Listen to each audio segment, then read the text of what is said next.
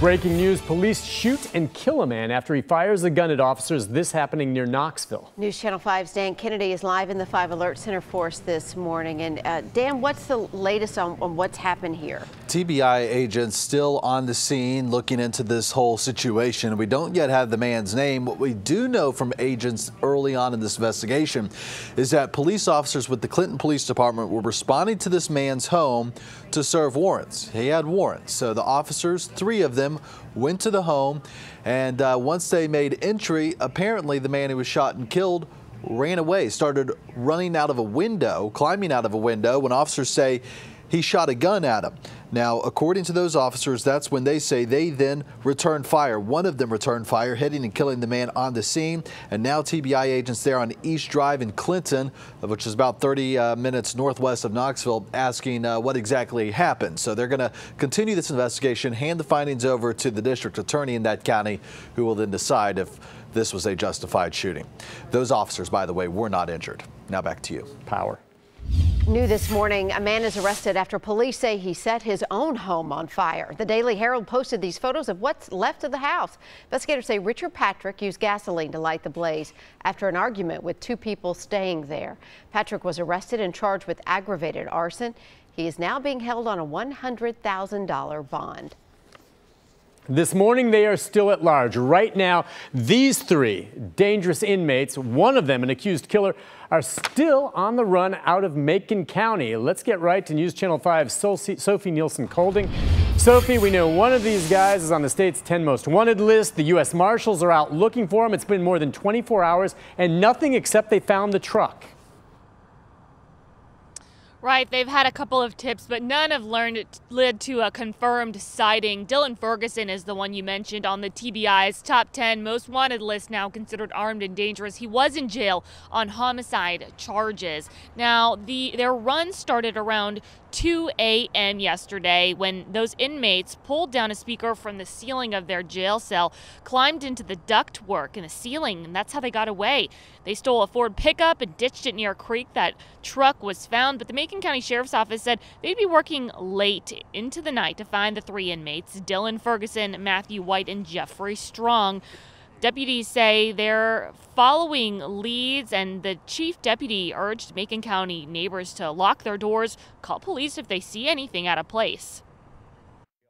We're going to be here as long as it takes to get these inmates back into jail and where they belong and protect their citizens of our community. Here are their pictures one more time. If you see Ferguson, White, or Strong, call 911 immediately. And remember, the TBI also has a reward out for Ferguson, $2,500 leading to any information for his arrest. That number is 1-800-TBI-FIND. Live at TBI headquarters, Sophie Nielsen-Colding, News Channel 5. We are getting our first look at the man accused of brutally stabbing 3 people near downtown. Zachary Henry is facing several counts of aggravated assault this morning. Police say Henry attacked the victims during some kind of argument near 11th Avenue North and Grundy Street around 1 a.m. yesterday. All 3 victims are expected to survive. A man accused in 3 murders could be in Tennessee right now. The TBI has added Antoine Adams to their most wanted list. Adams escaped from Mississippi, a jail there on Sunday in a stolen 2007 Chrysler 300 with Mississippi tags. Police say he killed 3 people. 2 of those murders happened in Memphis. Officials are offering $2,500 for information leading to an arrest. Folks down in Spring Hill are unable to pay their bills, all because, you know what, their city got hacked. The city was a victim of a recent ransomware attack. Now, we've reported on those before.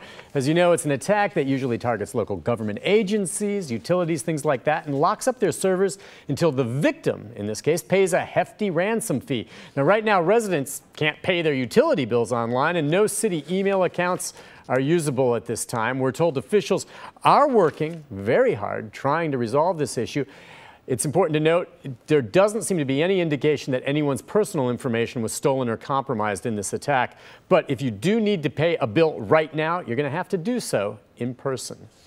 Happening today, Nashville wants to hear from you on the new Let's Move Nashville transit plan. City leaders will be talking about the Charlotte Avenue corridor later today, where the light rail is planned to be installed. That's happening at the Lentz Public Health Center on Charlotte, going from 6 to 8 o'clock. The mayor hopes the plan will go to the voters in May.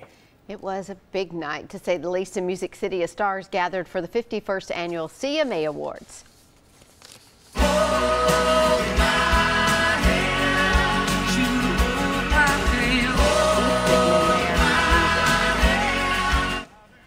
Keith Urban and Darius Rucker right there, and dozens of artists crowded the stage for an opening number. Hosts Carrie Underwood and Brad Paisley took time to mention the recent tragedies in the world, including the 58 killed in the Las Vegas attack at the Country Music Festival there. Underwood went on to say, quote, "We're going to do what families do, come together, pray together, cry together, and sing together too." Garth Brooks took home Entertainer of the Year, with Chris Stapleton and Miranda Lambert winning Male and Female Vocalist of the Year. For a full list of winners, go to newschannel5.com.